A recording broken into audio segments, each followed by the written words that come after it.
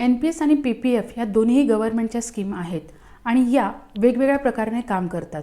जर तुम्हाला एक रिटायरमेंटचा एक पर्टिक्युलर कॉर्पस जर क्रिएट करायचा असेल तर तुम्हाला हे अंडरस्टँड करणं गरजेचे आहे की या दोन इन्व्हेस्टमेंट इन्स्ट्रुमेंटमध्ये नक्की डिफरन्स काय आहे. तर NPS ही वयाच्या 60 वर्षापर्यंत इन्व्हेस्टमेंट करावी लागते. सेक्शन 80CCC मध्ये याचा अप टू 50,000 पर्यंत टॅक्स बेनिफिट घेतला जातो आणि याच्यामध्ये जे रिटर्न्स असतात ते 10 to 12% पर्यंत तुम्ही एक्सपेक्ट करू शकता. आणि येस, ऑफकोर्स तुम्ही जर लॉंग टर्मचा विचार करत असाल तर याच्यामधून तुम्ही मॅक्सिमम कॉर्पस क्रिएट करू शकता.